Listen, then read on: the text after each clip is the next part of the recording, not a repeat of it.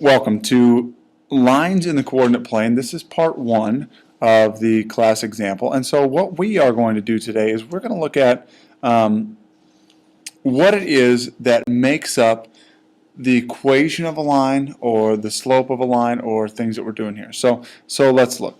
If we're looking at point slope form, I'm going to give you the general equation down here. So the general equation for point slope form is y minus y1 is equal to m times x minus x1. And what that gives us is an x and a y and our slope also. Okay, so for example, we might have something like this: y minus 3 is equal to 2 times x minus 4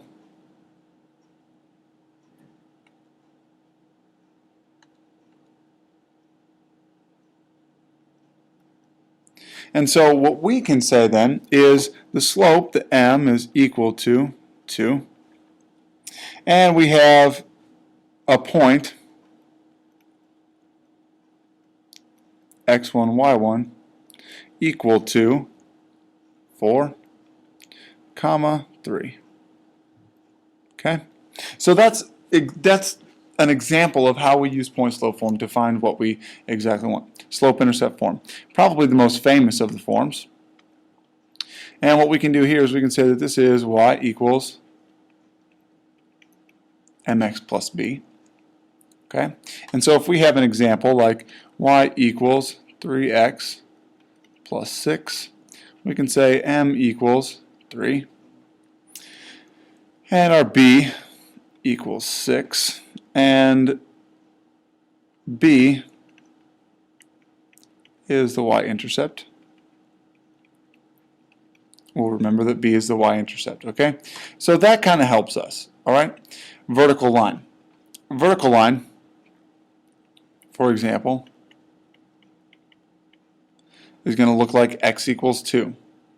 Okay, so if we say that x equals 2, we could have x equals 5, x equals -7, etc., etc. Okay, horizontal line.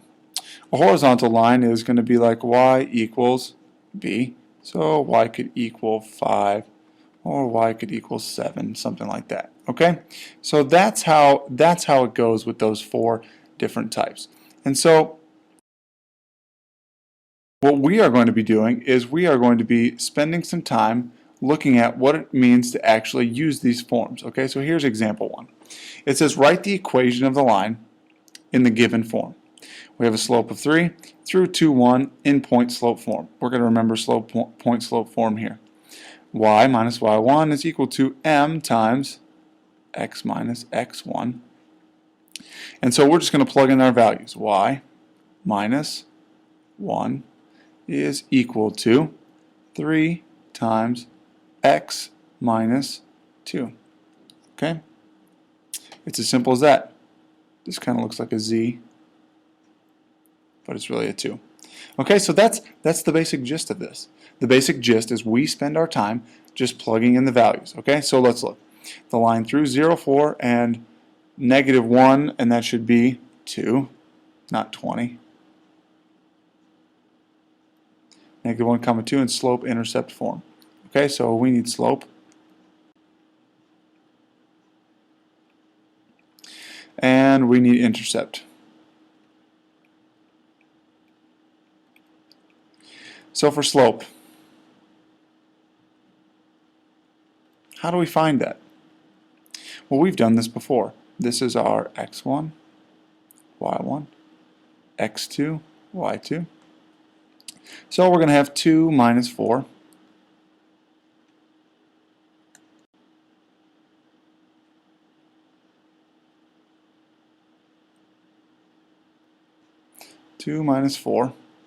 Over, and then we're going to have -1 minus 0. So this is going to be -2 over -1 is equal to 2. So our m is equal to 2. Okay, and our intercept is going to look like this. we're going to use our form. So y equals plus b. To find our value if x and y are true. So let's pick a point. I'm going to pick this one. And I'm going to plug it in. So 4 equals m2 times x, which is 0, plus b. So 4 is equal to 0 plus b. So b is equal to 4. So our intercept is 4. Now, when we put this together, we're going to have y equals m, or 2, times x plus our b, which is 4. Okay?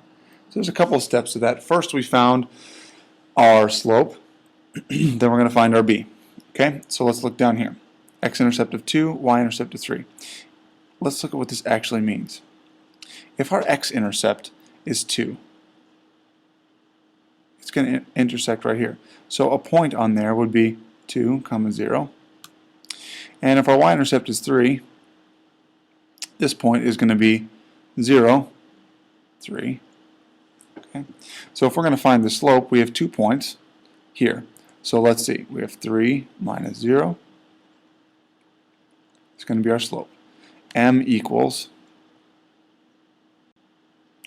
3 minus 0 over, and our x is going to be 2 minus 0.